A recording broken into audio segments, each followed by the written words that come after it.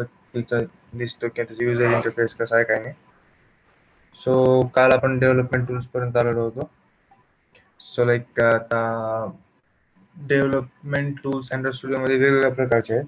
जसे आता बेसिकली सगळेजण तर स्टार्टिंगला अँड्रॉइड स्टुडिओ पासून स्टार्ट करतात, पण अँड्रॉइड स्टुडिओचे इश्यू कसे आहेत की खूपदा आपल्याला मेमरी पॉवर किंवा रॅमची स्पीड किंवा रॅमची जे स्पेस आहे हा खूपदा कमी पडतो, कारण फक्त आणि फक्त अँड्रॉइड स्टुडिओ 4 GB रॅम घेतो. ज्यावेळेस आपण डेव्हलप करत असतो ऍप्लिकेशन, त्यावेळेस आपल्याला इश्यूज यायला सुरुवात होते, लॅग व्हायला सुरुवात होतं, दुसरे कुठले ऍप्लिकेशन रन करू शकत नाही ज्यावेळेस आपण अँड्रॉइड स्टुडिओ चालू करतो. पुन्हा नंतर ज्यावेळेस आपण ऍप्लिकेशन डेव्हलप करत असतात त्यावेळेस आपल्याला एक अँड्रॉइड व्हर्च्युअल डिव्हाइस EVD हे असणं महत्वाचं आहे, किंवा आपण आपल्या मोबाईलला ऍज अ EVD म्हणून यूज करू शकतो, जे की एक चांगला फीचर आहे ज्यांचे लो एंड डिव्हाइसेस किंवा लो एंड लॅपटॉप्स कम्प्युटर्स वगैरे आहेत त्यांच्यासाठी. मग आपण डेव्हलप करताना कुठले कुठले टूल्स आहेत, तर Eclipse, Android studio, VS code. आता इक्लिप्स आणि VS कोड आणि आणखीन एक आहे इंटेलिजी IDE म्हणून. हे जे आहेत बाकीचे like Eclipse, VS code, IntelliJ IDE हे एकदम प्रोफेशनल टाईपमध्ये, म्हणजे ह्याच्यामध्ये पहिल्यापासून तुम्हाला टूल्स इन्स्टॉल करून येत नाहीत. तुम्हाला अँड्रॉइड स्टुडिओचं SDK व्हर्जन, अँड्रॉइड स्टुडिओचं व्हर्जन, कुठल्या व्हर्जनवर रन करायचं आहे हे स्पेशली डाउनलोड करून त्याला इन्स्टॉल करून कॉन्फिगर करावं लागते. पण तेच जर आपण अँड्रॉइड स्टुडिओ यूज केलो तर तुम्हाला पहिल्यापासून मध्ये सगळे फीचर्स जे आपण अँड्रॉइड ऍप्लिकेशन बनवण्यासाठी नीड आहे. सो बेसिकली आपण अँड्रॉइड स्टुडिओवरच काम करणार आहे, जस्ट फॉर इन्फॉर्मेशन पर्पज मी बाकीचे टाकले त्या ठिकाणी. आणि काल मी म्हणलो होतो की Android SDK version mostly low 4.1, इथं 5.1 लिहिलेलं होतं. खूप सारे लोक 5.1 पासूनच आता सध्याला ऍप्लिकेशन डेव्हलप करायला, कारण अँड्रॉइड व्हर्जन सध्याला 11 आलंय आणि 12 बीटा टेस्टिंग चालू आहे.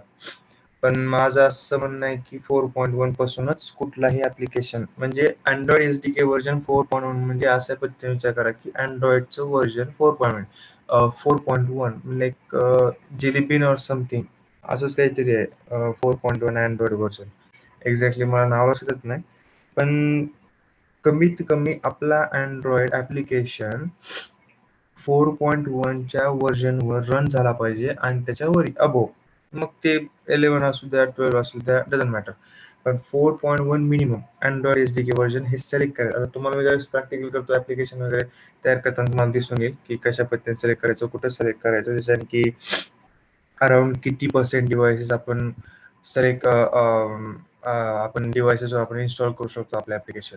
जर समजा मी ऍप्लिकेशन बनवला जे की 5.1 किंवा 6 वर आहे किंवा अँड्रॉइड 7 वर आहे किंवा त्याच्यावरही, जसं अँड्रॉइड 11 12 वर चाललं पण 7 पर्यंत लास्ट कमीत कमी 7 असलं पाहिजे. जर कोणताही युजर जर ज्याच्यापेक्षा अँड्रॉइड 5 आहे त्याने इन्स्टॉल करायचा प्रयत्न केला, एकतर ऍप्लिकेशन त्याच्यात इन्स्टॉल होणार नाही, आणि जर इन्स्टॉल झाली तर खूप सारे इश्यूज, लॅग, क्रॅश होणं, खूप साऱ्या अशा गोष्टी होतील. सहसा होतच नाही, तरी पण झाला तरी इश्यूज यायला सुरुवात होते.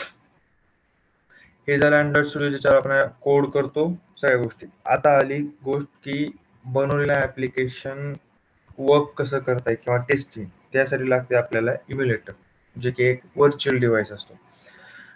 QEMU बेस्ड ARM इम्युलेटर हे खूप ओल्ड व्हर्जनचे इम्युलेटर आहेत. सध्याला बेसिकली अवेलेबल नाहीत, पण गुगलच्या इन्फॉर्मेशन पेजवर जर बघायला गेलात तर तिथं पण QEMU बेस्डच इम्युलेटर आहे म्हणून सांगते. त्यांचे जे इम्युलेटर आहे मार्केटमध्ये अवेलेबल हे त्याच्यावरच बेस आहेत म्हणतात. पूर्वीच्या टायमाला QEMU वर इम्युलेटर बनत होते, किंवा जी QEMU इम्युलेटर कंपनी होती ती ना इम्युलेटर बनत होती वेगळी स्पेशल, पण आता सध्याला गुगलवरती जी म्हणते की त्यांच्यावरच बेस आहे. Run the same images as a device. Emulator म्हणजे असा विचार करा की एक असा डिव्हाइस जे की एक मोबाईल म्हणजे तुमचा मोबाईल फोन, पण व्हर्च्युअली लाईक म्हणजे तुमच्या हातात नाही, डायरेक्टली तुमच्या स्क्रीनवर दिसणार. त्याच्यावर तुम्ही सगळे ऍप्लिकेशन यूज करू शकता, सगळे फीचर्स जसे आपण नॉर्मल मोबाईल फोन मध्ये यूज करू शकतो त्याच पद्धतीने सगळे फीचर्स वगैरे यूज होतील. बट काही वेळेला कॅमेरा इश्यू, कॅमेरा त्याच्यावर फक्त चालत नाही, बाकी सगळ्या गोष्टी आपण ऍक्सेस करू शकतो. बाकी एक प्रकारे आपण आपले ऍप्लिकेशन तयार करून त्या इम्युलेटरवर टेस्ट करून आपण ट्राय करू शकतो. बट काही जणांच्या लॅपटॉपला किंवा पीसीला तेवढी सफिशियंट रॅम नसते.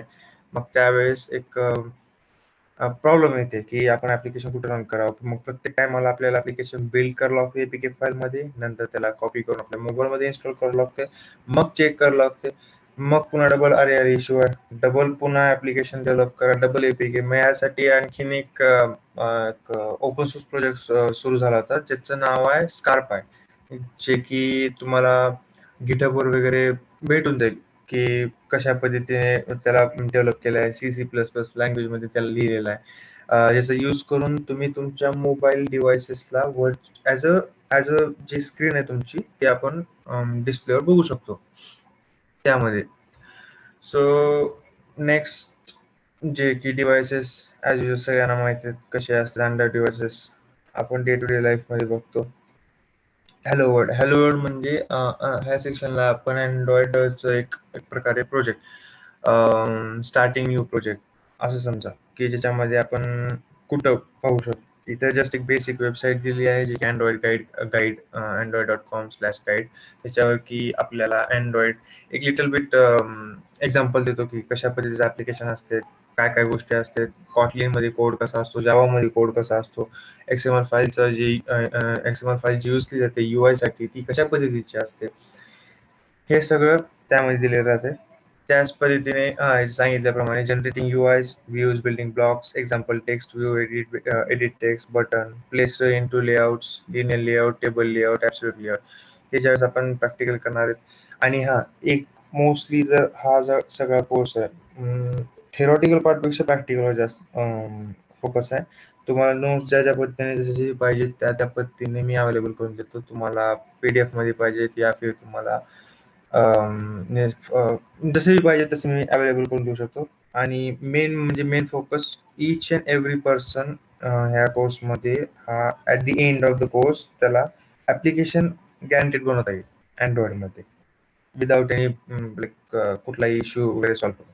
हा बाकीचे जे असतात की लाईक कम्प्लीट मला अँड्रॉइड पुरा शिकायचंय किंवा अँड्रॉइड मला एकदम असं हे करायचंय, कोणच आजपर्यंत अँड्रॉइडमध्ये एक्सपर्ट नाही. प्रत्येक जण प्रॅक्टिस करून नवीन गोष्टी लर्न करतो, ऑनलाईन जातो, वेगवेगळे लायब्ररीज चेक करतो, वेगवेगळे UIs कशा पद्धतीचे आयडिया घेतो, त्या पद्धतीने बनवतो, त्या पद्धतीने यूज करतो लायब्ररीजला, कोड करतो, डिझाईन करतो, या सगळ्या गोष्टी. मग कोणच शिकू शकत नाही, तुम्हाला प्रॅक्टिसिंग करत राहावं लागेल. हा पण एवढी आणि या कोर्समध्ये ऍट द एंड कोणीही कसलाही ऍप्लिकेशन बनवू शकेल विदाउट एनी इश्यू. कारण मोर फोकस आहे प्रॅक्टिस, हे जस्ट एक सब्जेक्ट म्हणून नाही तर लाईक की नंतर या या कोर्स नंतर तुमची जी लाईक लाईफ आहे, लाईक तुम्ही आता इंजिनिअरिंग करता या फिर जे बी काही असेल तुमचा कोर्स किंवा जे काही करताल त्यावेळेस ऍटलीस्ट तुम्ही तुमचे स्वतःचे ऍप्लिकेशन बनवू शकता तुमच्या अँड्रॉइड मोबाईल फोनसाठी.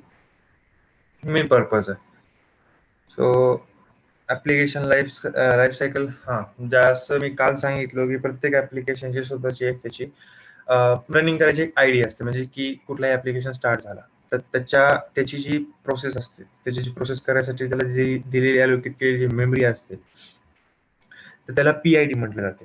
ह्या गोष्टी आपण प्रॅक्टिकल करताना दिसून येईल, कारण आपल्याला ज्यावेळेस आपण अँड्रॉइड ऍप्लिकेशन इन्स्टॉल करून रन करतो अँड्रॉइड स्टुडिओच्या पुरा लाईक लॉकॅट मध्ये आपण बघू शकतो की कशा पद्धतीने ऍप्लिकेशन वर्क करायला आहे, कुठल्या कुठल्या गोष्टी त्याचा रिस्पॉन्स आहे, कुठल्या कुठल्या गोष्टी रिक्वेस्ट टाकत आहे, कुठले एरर्स येत आहेत का, कुठले काही प्रॉब्लेम्स आहेत का, हे सहसा ऍप्लिकेशन रन करत असताना दिसत नाहीत, पण बॅकग्राऊंडला काही इश्यूज किंवा काही एरर्स येत असतात आणि जे की पुढे जाऊन इश्यू बनून तुमचं ऍप क्रॅश व्हायचे चान्सेस वाढत असतात. हे आपण बघणार आहेत. VM म्हणजे एक व्हर्च्युअल मशीन्स, ह्या सगळ्या गोष्टी बघणार आपण. Processes are started and stopped as needed to run applications components. Process may be killed to reclaim resources.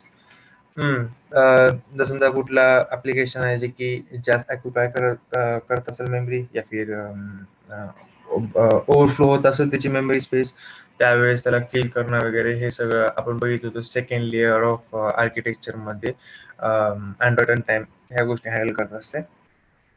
So जास्त नाही, जस्ट एक लक्षात ठेवा काय कोण करतंय. तुम्हाला याचे नोट्स वगैरे प्रोव्हाइड करेल आणि तुम्हाला प्रत्येक गोष्ट प्रॅक्टिकली झाल्यानंतर समजून येईल की काय होईल काय नाही. Next part. आता आपण मी असं बेसिकली मानतो की सगळ्यांनी सी सी प्लस प्लस मध्ये प्रोग्रामिंग आजपर्यंत केलेली आहे. ठीक आहे. So C C plus plus मध्ये किंवा कोणत्या दुसऱ्या लँग्वेज मध्ये आपण सी सी प्लस प्लस मध्ये बेसिकली आपला कुठलाही ऍप्लिकेशन म्हणजे लाईक तो प्रोग्राम हा मेन फंक्शन पण चालू होतो. सर्वात पहिल्यांदा मेन फंक्शन, नंतर बाकीच्या गोष्टी एक्झिक्यूट होतात. त्याच पद्धतीने अँड्रॉइड ऍप्लिकेशन मध्ये ऑन क्रिएट हा फंक्शन सर्वात पहिल्यांदा स्टार्ट केला जातो. म्हणजे ह्या फंक्शनला सर्वात पहिल्यांदा कॉल केला जातो. आता या डायग्राम नुसार बघा, स्टार्टिंगला ऑन क्रिएट आहे, नंतर ऑन स्टार्ट म्हणजे आपल्याला डिक्लेअर करायचं असते की क्रिएट करा. म्हणजे लाईक फर्स्ट फंक्शन आहे ऑन क्रिएट. ऑन क्रिएट मध्ये ऑन स्टार्ट या टायमाला नेमकं काय आपल्याला दाखवायचंय, UI कुठला दाखवायचं, कुठला आपण डेव्हलप केलेला UI आपल्याला स्टार्टिंगला दाखवायचं. समजा आपण तो UI स्टॉप केला तर रिस्टार्ट केल्यानंतर बॅक टू स्टार्टला न्यायचं. म्हणजे एक जसं डायग्राम दिसते तुम्हाला की ऑन स्टॉप नंतर रिस्टार्ट, ऑन रिस्टार्ट मध्ये ऑन स्टार्ट वर जा, म्हणजे एक प्रकारे लूप चालू झाला. समटाइम्स आपण ऍप्लिकेशन क्रॅश झाला किंवा समटाइम्स आपण ऍप्लिकेशनला ऑफ केलं किंवा रिस्टार्ट केलं किंवा एक्झिट केलं तर डबल एक बार स्टार्टिंग पासून चालू होते. या गोष्टी सगळ्या तुम्हाला आता हे डायग्राम फक्त बघून घ्या. जास्त हेडेक हेडेक करायची काही जरूरत नाही. तुम्हाला ज्यावेळेस प्रॅक्टिकल करत असेल किंवा प्रॅक्टिकल मध्ये ज्या ज्या आपण गोष्टी मी वन बाय वन जे बी काही हे आहे ते प्रॅक्टिकली समजून सांगणार आहे. म्हणजे की जसं जसं कोड करत जाईल या फिर जसं जसं आपण डिझाईन करत जाईल त्या त्या ठिकाणी ज्या ज्या गोष्टी आहेत त्या गोष्टी मी क्लिअर करत जाईल. काही इश्यू असेल तिथे प्रॉब्लेम सॉल्व्ह करेल. इथे जस्ट एक इंट्रो आहे. नंतर आहेत काही असे जे आपली सर्वात सेकंड लास्ट लेअर होती ऍप्लिकेशन लाईक अँड्रॉइड फ्रेमवर्क, त्याचे काही असे स्क्रीनशॉट्स वगैरे आहेत, जसं की लोकेशन मॅनेजर. हा ओल्ड व्हर्जनचा आहे फोटो, पण मला भेटला इंटरनेट आज. सो यामध्ये आपण बघू शकतो GPS वगैरे कसा यूज केला जातो.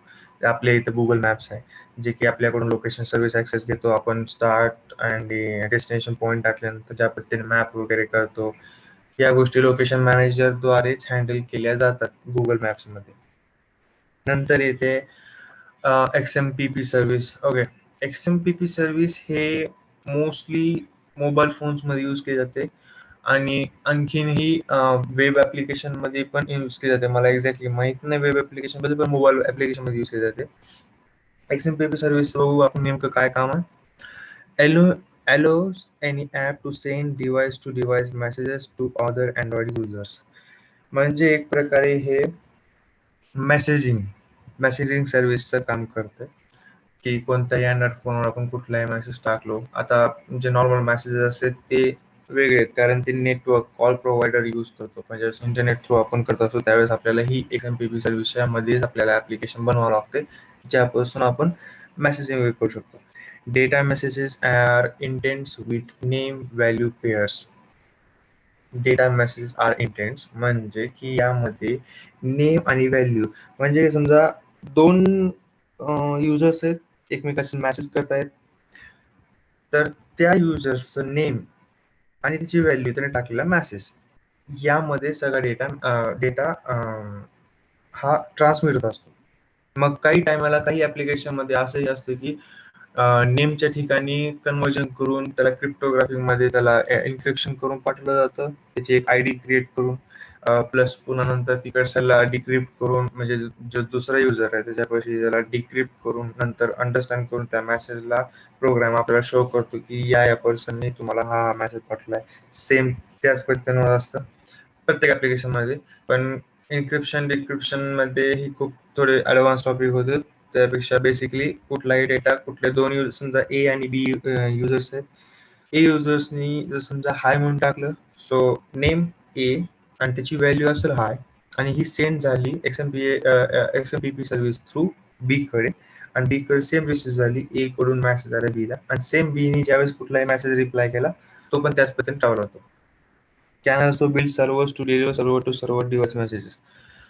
हा XMPP सर्व्हिस मध्ये ज्यावेळेस, आणि मी एक सांगतो, ज्यावेळेस 4.1 या फिर 4.3 अँड्रॉइड एक्झॅक्टली मला लक्षात नाही, बट ज्यावेळेस जुने अँड्रॉइड व्हर्जन होते, जे की खूप वल्नरेबल होते, की कोणी हॅक करत होतं, काही करू शकत होतं, कोणालाही कोणाच्याही नंबरवरून मेसेज विदाऊट त्याचा मोबाईल फोन घेता फक्त नंबर टाकून वगैरे अशा गोष्टी होत होत्या.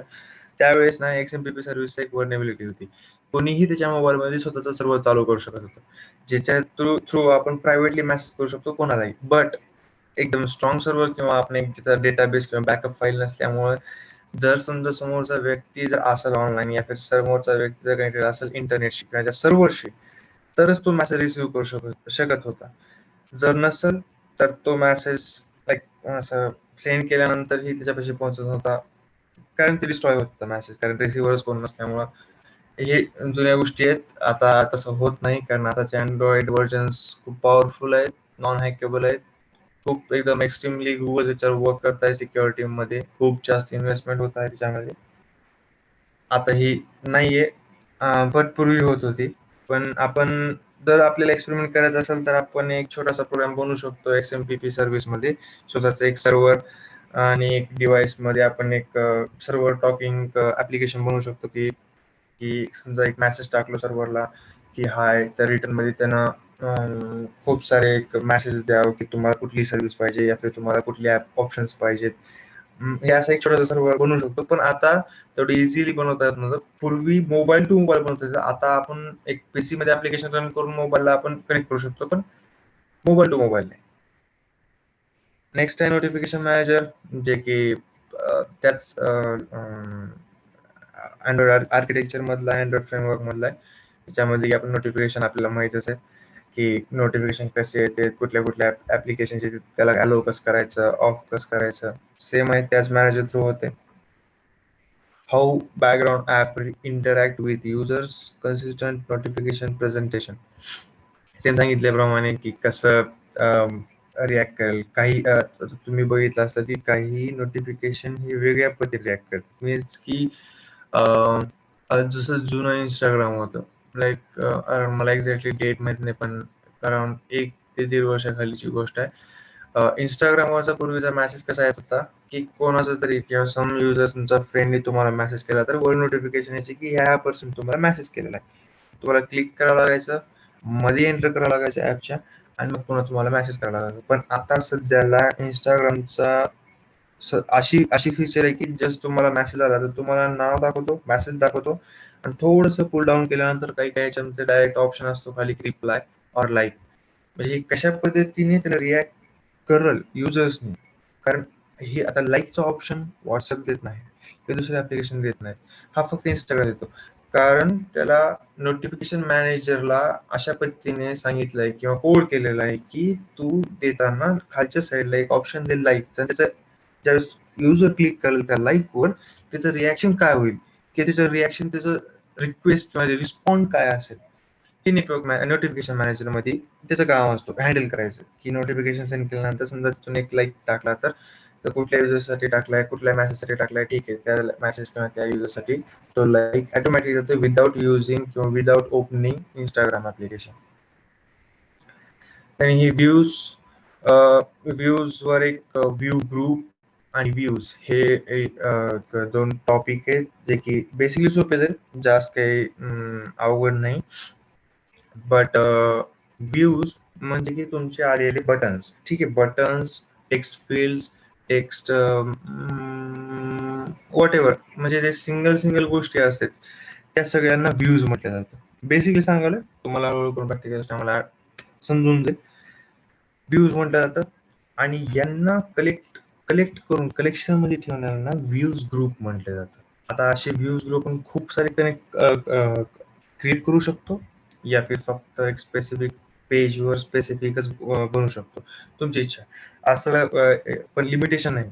आपण खूप सारे व्ह्यूजला एका व्ह्यू ग्रुपमध्ये, मग ज्यावेळेस आपण एका व्ह्यू ग्रुपला जर एडिट केलं तर बेसिकली त्याचं जेवढे बी अंडरमध्ये व्ह्यूज आहेत त्या सगळ्यांना सेम प्रॉपर्टीज किंवा सेम एडिट अप्लाय होतं.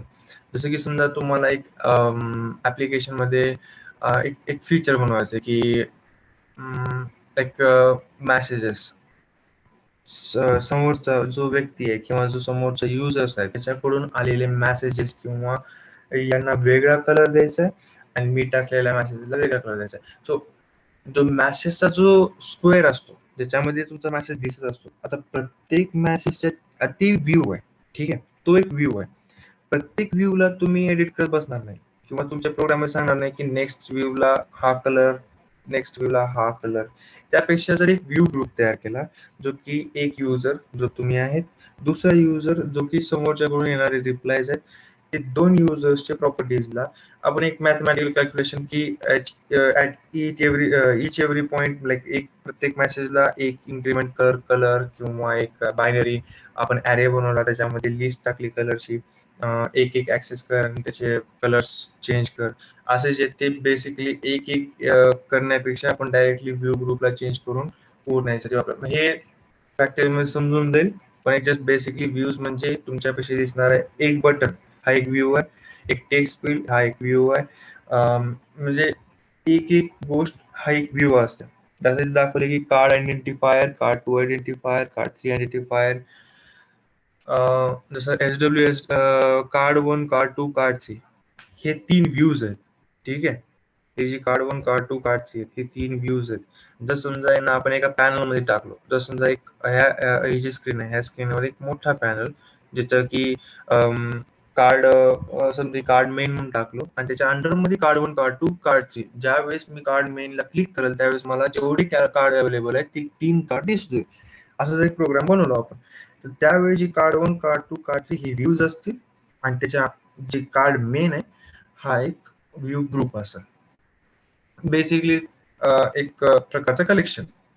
हे व्ह्यू ग्रुप आणि व्ह्यूज हे एक सेम आहे, बट लिटल बिट डिफरन्स आहे. कलेक्शनला व्ह्यू ग्रुप म्हटलं जातं आणि इच अँड एव्हरी लाईक एक एक एलिमेंटला व्ह्यूज म्हटलं जातं. आता तुम्हाला इथे दिसत आहे का नाही मला एक्झॅक्टली माहित नाही, बट इथे XML कोड आहे जे की अँड्रॉइडचा, आणि ह्या XML कोडचा यूज करून आपण या मोबाईल इथं जे फोटो आहे या फोटोमध्ये जसं ऍप्लिकेशन दिसायला लागलाय सनशाईन आणि वेदरचा ऍप आहे, एक्झॅक्टली तसा कोड होतो.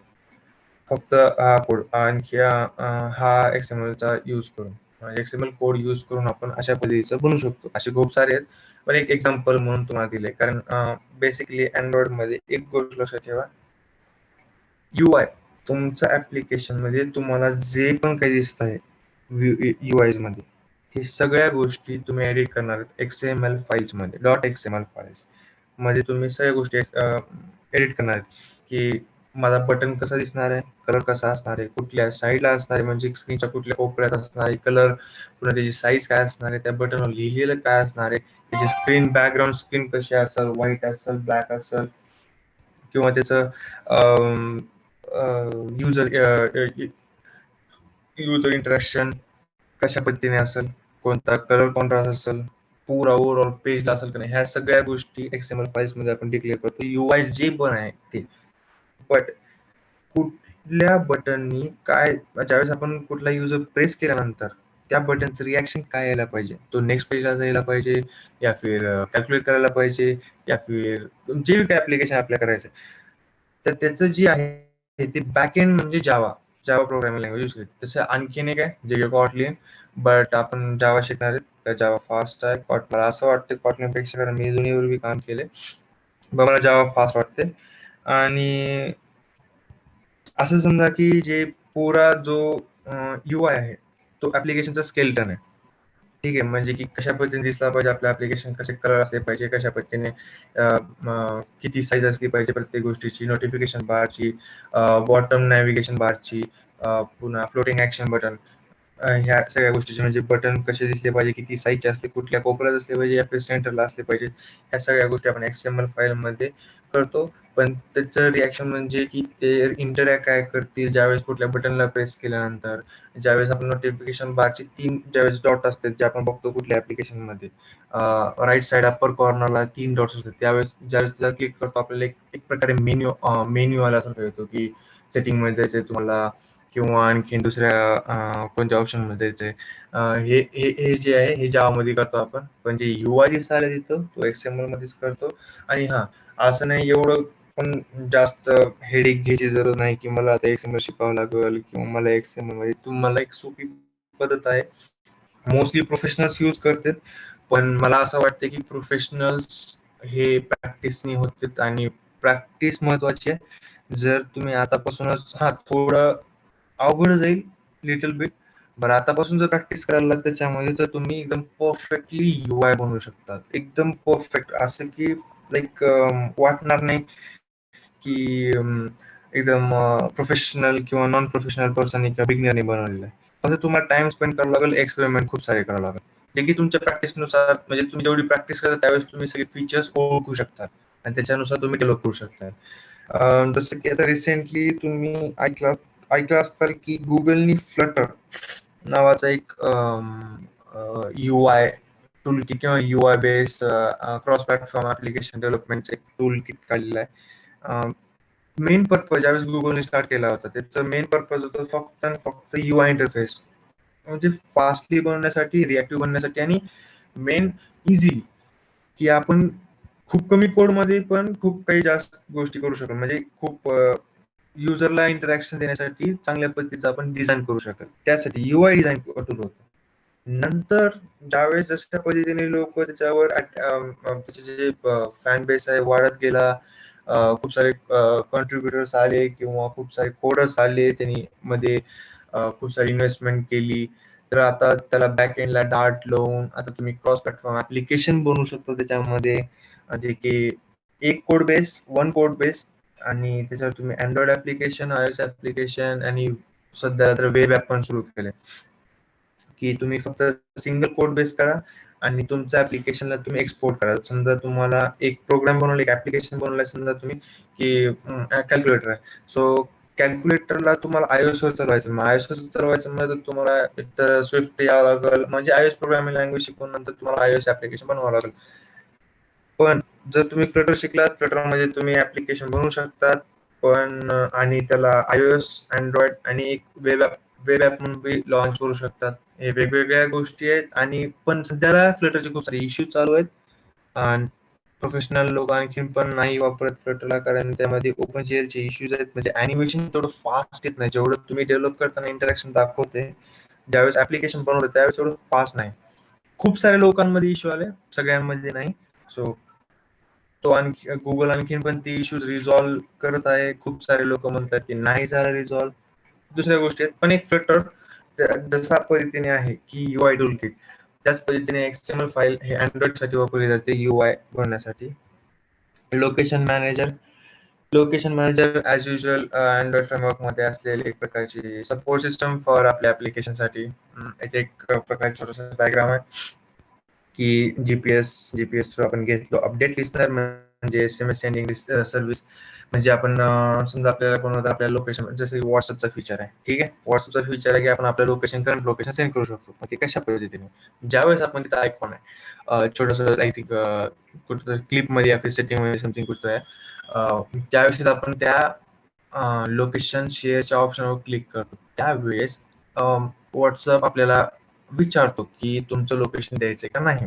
जर तुम्ही म्हणला की लोकेशन अलो केलं, त्यावेळेस तुमचं एक्झॅक्टली जीपीएस वरून लोकेशनचे कॉर्डिनेट लॅटिट्यूड लॉंगिट्यूड घेतलं जातं आणि त्याला अप्रोप्रिएट वे मध्ये समोरच्या युजरला सेंड केलं जातं. पण कशाद्वारे, लोकेशन मॅनेजरचा यूज करून. लोकेशन मॅनेजर तुमच्यासाठी तो जीपीएसला रिक्वेस्ट टाकणं, आपली एक्झॅक्ट लोकेशन लॅटिट्यूड लॉंगिट्यूड घेणं आणि नंतर मग पुन्हा आपल्याला व्हॉट्सअपला त्या ठिकाणी देणं. व्हॉट्सअप त्याला मॅनिपुलेट करतो की हा अशा फ्रेम मध्ये दिसला पाहिजे, गुगल मॅपचा छोटासा असा एक फोटो दिसला पाहिजे आणि ज्यावेळेस खाली कुठलाही युजर क्लिक करेल त्यावेळेस गुगल मॅप्स मध्ये आपलं एक्झॅक्ट लोकेशन दिसलं पाहिजे. काही बाकीचं मॅन्युफॅक्चरिंग लाईक म्हणजे गोष्टी आहेत ह्या आपला व्हॉट्सअप ऍप्लिकेशन करतो डेव्हलप आणि नंतर आपण सेंड करतो.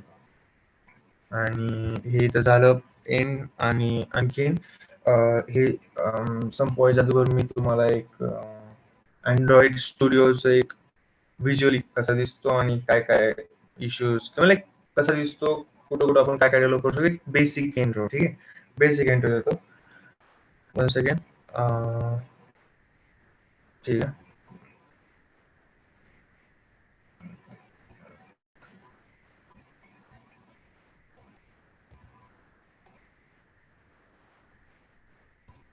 ओके, आय थिंक तुम्हाला स्क्रीन दिसत आहे अँड्रॉइड स्टुडिओची. हे आहे अँड्रॉइड स्टुडिओ, ज्याच्यामध्ये की आता हे बेसिक ऍप्लिकेशन आहे. मी जास्त डीप जाणार नाही की ऍप्लिकेशन मध्ये काय काय होत आहे किंवा काय काय आहे. सो कारण कोड करायला आणि त्याचा UI डेव्हलप करायला थोडासा वेळ लागतो आणि ते एका लेक्चर मध्ये होत नाही. आणि तुम्हाला समजणार नाही यासाठी एक बेसिक देत आहे, तुम्हाला बेसिक सांगत आहे फक्त. कुठलाही ऍप्लिकेशन तुम्हाला टेस्ट करायचं आहे, एव्हीडीज मी जसं म्हणलं तुम्हाला अँड्रॉइड व्हर्च्युअल डिव्हाइसेस, त्यांचा यूज करून तुम्ही ऍप्लिकेशन त्याच्यावर रन करून किंवा टेस्ट करू शकतो. हे तुम्हाला ह्या ठिकाणी दिसून येईल. आता या ठिकाणी दाखवत आहे सोनी, जे की मी माझा मोबाईल फोन कनेक्ट केलाय. तसं तर माझ्या इथे ईव्हीडी पण प्लस अँड्रॉइड स्टुडिओ दोन्ही एकसाथ रन होऊ शकते. बट यु नो लाईक आपलं जे वेब ब्राउझर आहे गुगल क्रोम, हा खूप मेमरी घेतो. त्यामुळं मला एक साथ दोन्ही ईव्हीडी शेअर करता येत नाही. पण तुम्हाला दाखवतो माझ्यापाशी कुठले ऍप्लिकेशन आता डेव्हलप केले, कुठल्या डिव्हाइसेससाठी. लाईक अवेलेबल डिव्हाइसेस आहेत माझ्यापाशी. फ्री फॉर्म API 30 म्हणजे 13.5 हे एक प्रकारचा टॅबलेट आहे, ज्याचा की मी माझा कुठला एक ऍप्लिकेशन टॅबलेट कसा दिसतो हा डेव्हलप करण्यासाठी आहे, म्हणजे चेक करण्यासाठी आहे. नंतर काय अँड्रॉइड टीव्ही. अँड्रॉइड टीव्हीवर माझं ऍप्लिकेशन कशा पद्धतीने रन करूया या फिर कसा दिसतं यासाठी जस्ट एक टेस्टिंग पर्पज साठी 1080p आहे. पुन्हा आहे गुगल पिक्सल 4, जे की आपण गुगल पिक्सलचे मोबाईल फोन्स ऐकले असतील, गुगलने मार्केटमध्ये लॉन्च केले होते पण काही कंट्रीज मध्ये फेल गेले. त्याच्यात एक AVD म्हणजे अँड्रॉइड व्हर्च्युअल डिव्हाइस दिसतो आणि त्याच्यावर आपण रन करू शकतो की कशा पद्धतीने ऍप्लिकेशन आहेत, मोबाईलचे ऍप्लिकेशन. पण तुम्हाला मी माझा मोबाईल फोन दाखवतो, ज्याच्यावर पण सेम ऍप्लिकेशन आपण रन करू शकतो विदाउट एनी इश्यू. एक प्रकारे व्हर्च्युअल डिव्हाइस सारखंच, पण तुम्हाला जास्त जरुरीचं नाही की आपल्याला ऍप्लिकेशन असणंच, किंवा काही जणांचे रॅमचा इश्यू असतो, काही जणांचा आणखीन दुसरा ऍप्लिकेशन रन होत नाहीत. त्यासाठी आपण आपल्या स्वतःचा मोबाईल फोनला ऍज अ AVD म्हणून यूज करू शकतो. हे आहे माझं ऍप्लिकेशन. एक्झॅक्टली माझा फोन या ठिकाणी दिसत आहे, एक्झॅक्टली विदाउट एनी इश्यू, काहीच नाही, लॅगिंग नाही, काही नाही. आणि या ठिकाणी मी ऍप्लिकेशन रन करू शकतो, कारण ज्यावेळेस अँड्रॉइड स्टुडिओ मध्ये तुम्हाला दिसल्याप्रमाणे जसं तुम्हाला सोनी दिसत आहे, हा माझा मोबाईल फोन आहे. मी हा इथे जे पण ऍप्लिकेशन रन करल किंवा याला कंपाईल करायला सांगेल किंवा याला रन करायला सांगेल, तो ऍप्लिकेशन डायरेक्टली या ठिकाणी मला दिसेल टेस्टिंगसाठी. ठीक आहे, मी तुम्हाला जो आहे ऍप्लिकेशन आहे, तुम्हाला एक बेसिक ऍप्लिकेशन दाखवतो, कशा पद्धतीने स्टार्ट करायचं किंवा कशा पद्धतीने ते रन होईल आणि दिसेल आपल्याला. हे 1 सेकंड, थोडा वेळ लागतो ऍप्लिकेशन डेव्हलप व्हायला. ओके.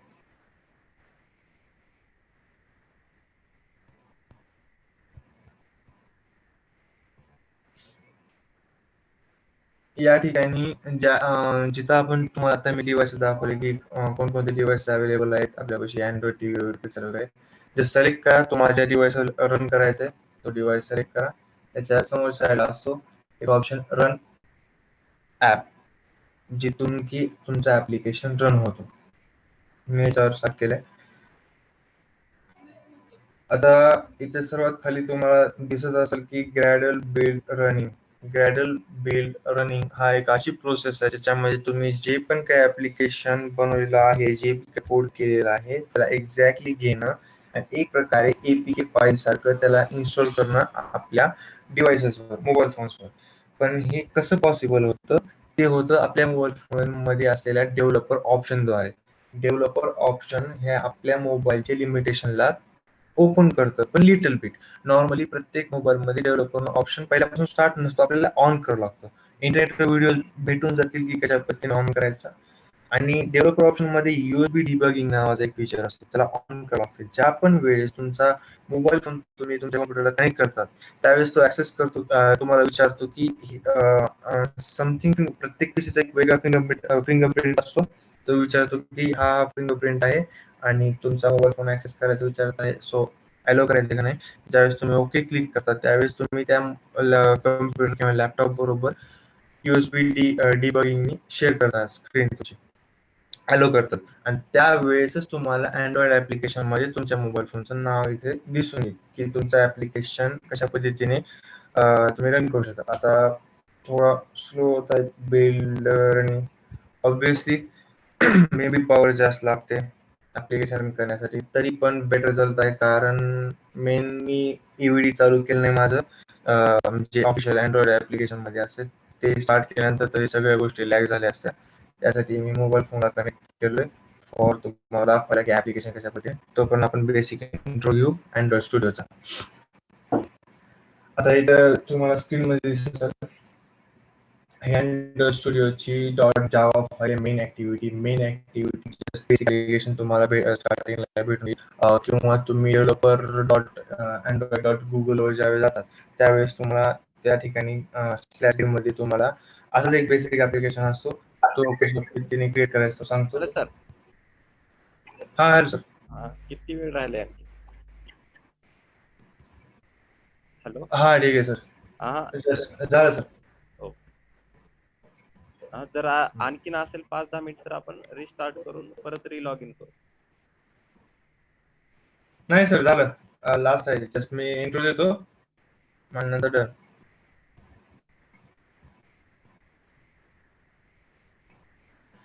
तर मग हे ऍप्लिकेशन रन झालेलं आहे. जस्ट बघा, जास्त टेन्शन घेऊ नका की ओके ठीक आहे. हे जे आहे तुमचा प्रोजेक्टचा जे ओव्हरव्ह्यू म्हणजे तुमचे ते सगळे डेटा फाईल्स असते ते त्या ठिकाणी तुम्ही कोड करता. ज्यावेळेस ऍप्लिकेशन स्टार्ट होतो त्यावेळेस तुम्हाला अशा पद्धतीने इंटरफेस दिसतो की ऍप्लिकेशन आणि त्याच्या फाईली आणि कशा पद्धतीने या प्रोजेक्ट आहे, रिसोर्स मॅनेजर, हे स्ट्रक्चर, या सगळ्या गोष्टीला प्रोव्हाइड केलं आहे कारण की सगळ्या गोष्टी एकसाथ दाखवता येत नाही, स्क्रीनची साईज कमी पडेल म्हणून. या प्रोजेक्टमध्ये हे जी ऍप आहेत या ठिकाणी तुमचा सगळा कोड असतो. तुम्ही रिसोर्सेस मध्ये कुठले ऑडिओ फाईल्स, व्हिडिओ फाईल्स, जे काही तुम्हाला कोड करायचं या फिर तुम्हाला ऍप्लिकेशन मध्ये टाकायचे, या सगळ्या गोष्टी या ठिकाणी असतात. जावा मध्ये तुम्हाला तुमच्या ऍप्लिकेशनचा जावा कोड असतो, जिथे की आपण आता बघत आहे मेन ऍक्टिव्हिटी डॉट जावा. मेन ऍक्टिव्हिटी हा या प्रोग्रामचा फर्स्ट ही आहे, लाईक इंट्रो आहे आणि the first fragment and the second fragment. आता हे नेमकं आहे काय तुम्हाला मी सांगतो, तुम्हाला लगेच दिसून येईल फर्स्ट फ्रॅगमेंट. तुम्ही जर माझी स्क्रीन बघू शकत असाल तर यावर दिसत आहे तुम्हाला की माय ऍप्लिकेशन 2 नावाचं ऍप्लिकेशन ओपन झालं आहे. कलर वगैरे पर्पल वगैरे आहे आणि इथं लिहिलेलं आहे हॅलो फर्स्ट फ्रॅगमेंट. ठीक आहे. सो हे जे फर्स्ट फ्रॅगमेंट साठी जो जावा कोड आहे या ठिकाणी तो हा आहे, जो की तुम्हाला दिसत आहे.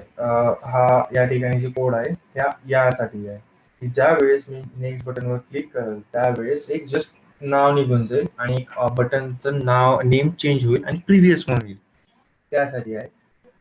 कोड एक्सप्लेन करणार नाही कारण कोड तुमच्या डोक्याच्या वळून जाईल. जसं जसं तुम्ही एक प्रॅक्टिस किंवा आपण प्रॅक्टिकल करत जाईल त्यावेळेस तुम्हाला हळूहळू करून तुम्ही कुठलाही Android application program automatically read करू शकाल. डायरेक्टली मी घेऊन जाणार नाही कारण समजणार नाही तुम्हाला. पण एक कूल फीचर दाखवतो जे की प्रोफेशनल लोक वापरते. मोस्टली बिगनरसाठी अवॉइड केलं जाते कारण त्याच्यामध्ये कोडिंग कमी आणि डायरेक्टली युआय डेव्हलपमेंट वगैरे होत असते. युआय डेव्हलपमेंटसाठी बेसिकली चांगलं आहे. मी ज्यावेळेस शिकलो होतो अँड्रॉइड डेव्हलपमेंट त्यावेळेस पण आम्हाला या गोष्टी सांगितल्या नव्हत्या की .xml फाईलला कोड करा आणि प्रत्येक टायमाला आम्हाला कोड करावं लागायचं. पण ज्यावेळेस कळालं की ज्यावेळेस माझे जे बाहेरचे वगैरे इंडिया आउट ऑफ इंडियाचे जे फ्रेंड्स वगैरे होते त्यांनी सांगितले की अशा पद्धतीने यूज करून तू युआय वगैरे डेव्हलप करू शकतोस विदाउट कोडिंग, म्हणजे कोडिंग मध्ये टाइम जास्त वेस्ट करायची जरूरत पडणार नाही. तर त्यासाठी तुम्हाला रिसोर्सेस, एक सेकंड, लेआउट, ठीक आहे, कंटेंट मेल .xml मी याला प्रोव्हाइड करतो. ठीक आहे. ज्या पद्धतीने तुम्हाला दिसत आहे हे आहे तुमचा युआय. ठीक आहे. या ऍप्लिकेशनचा युआय की आता हा आहे कंटेंट डॉट मेन, म्हणजे की मेन फंक्शन मध्ये first dot XML main function नावाचं टाकलेलं आहे आपण. त्याला content underscore main dot XML, म्हणजे की कंटेंट अंडरस्कोर मेन नावाच्या डॉट एक्सएमएल फाईल मध्ये तुम्हाला मेन दिसून येईल की नेमकं कशा पद्धतीने. कारण ज्यावेळेस ऑन क्रिएट मेथड कॉल केला जातो त्यावेळेस ऑन क्रिएट मेथडला जर समजा तुम्हाला दुसरा कुठला तरी वेगळा युआय सेट करायचा आहे, समजा की फर्स्ट फ्रॅगमेंट जसं आपण बघितलो सेकंड फ्रॅगमेंट स्टार्टिंग दाखवायचं आहे, ऍक्च्युअल मध्ये तसं करता येत नाही कारण म्हणजे ऍप्लिकेशन वगैरे खाली होऊन जाईल. त्यासाठी तुम्हाला एक फाईल आपण डिक्लेअर केली आहे या ठिकाणी या ऍप्लिकेशन मध्ये की content underscore mail dot XML मध्ये हे फाईल असेल ज्याला की मला यूज करायचं ऑन क्रिएट मेथड. म्हणजे ज्यावेळी वेळेस मी ऍप्लिकेशन ओपन करेल त्यावेळेस मला ही फेस किंवा हा युआय दिसेल. या ठिकाणी फक्त युआय डेव्हलप केला जातो. आता जसं की तुम्ही लेफ्ट साईड दिसत असेल कोपऱ्यामध्ये की पॅलेट. पॅलेट मध्ये आहे कॉमन पॅलेट कुठली आहे, बटन आहे, इमेज व्ह्यू आहे, रिसायकल व्ह्यू आहे, फ्रॅगमेंट आहे, स्विच आहे, या सगळ्या गोष्टी. टेक्स्ट मध्ये पासवर्ड आहे, प्लेन टेक्स्ट आहे, पासवर्ड ईमेल आहे, फोन आहे, पोस्टल, मल्टीलेट टेक्स्ट, बटन्स कुठले कुठले. हे बेसिकली तुम्हाला विजेट हे अँड्रॉइड स्टुडिओ मध्ये पहिल्यापासून इन्स्टॉल केल्यानंतर भेटून जाते, जे की युआय डेव्हलप करण्यासाठी इम्पॉर्टंट आहे. आता जर समजा मला कुठलं बटन आहे जे काही आणायचं आहे, तर मी या ठिकाणी समजा चेक बॉक्स या फिर ओके बेसिक बटन घेतो, तर मी ड्रॅग अँड ड्रॉप करू शकतो बटनाला. त्या बटनाला ड्रॅग अँड ड्रॉप एक सेकंड शू काय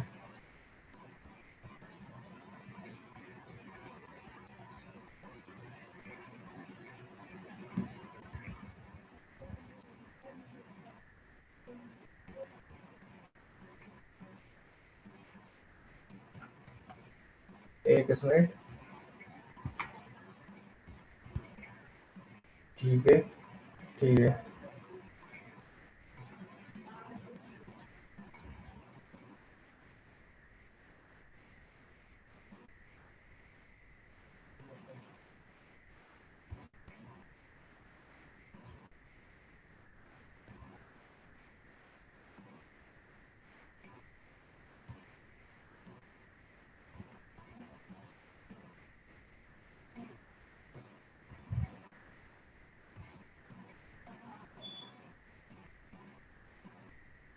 ओके.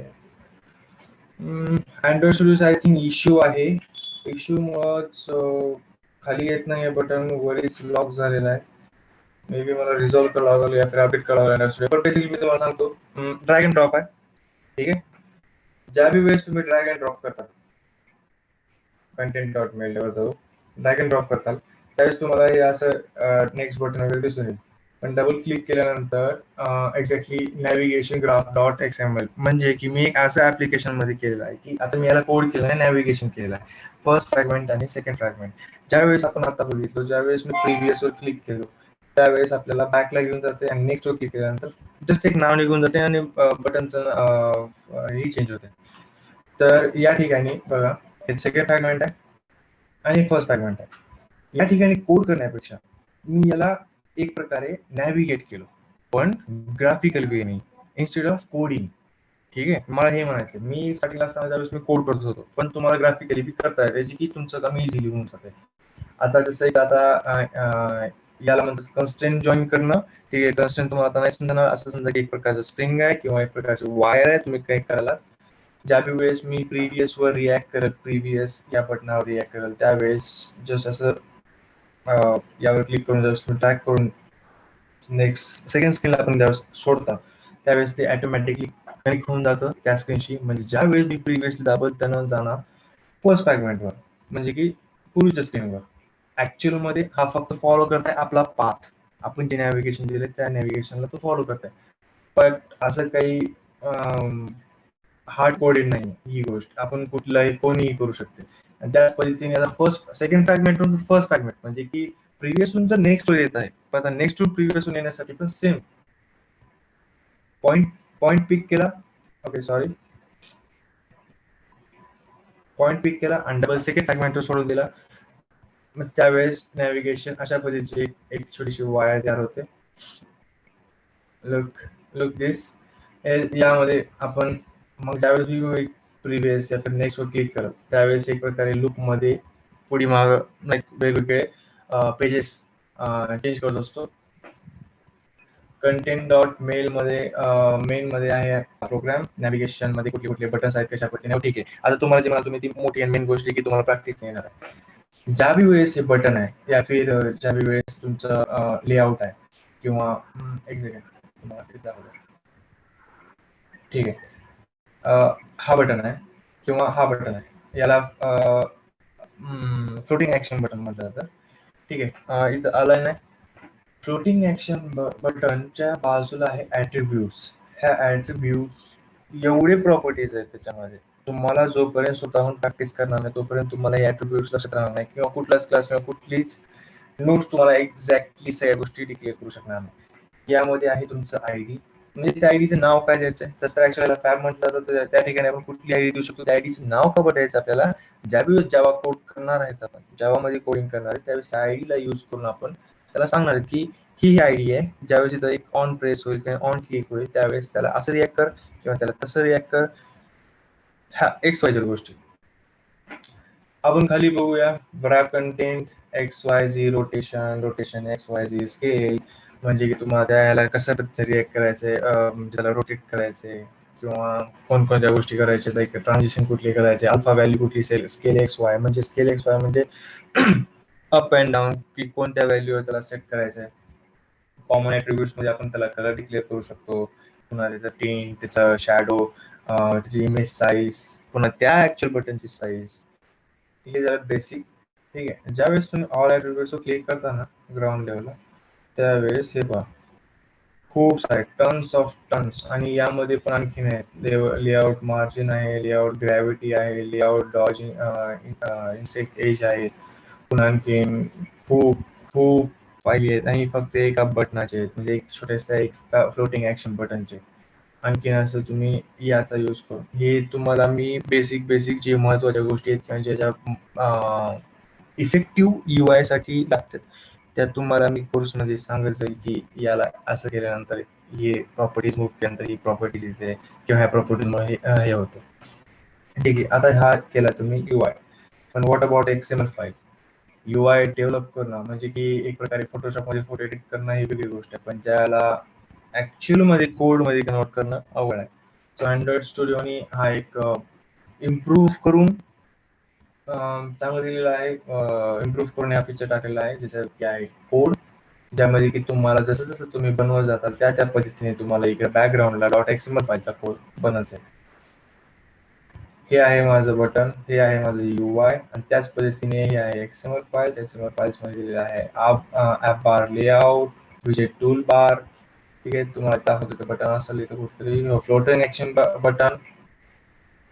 हे आहे फ्लोटिंग ऍक्शन बटन फॉर यासाठी wrap content bottom end 16 dp म्हणजे पिक्सेलची साईज डिक्लेअर करत असतो यामध्ये यामध्ये.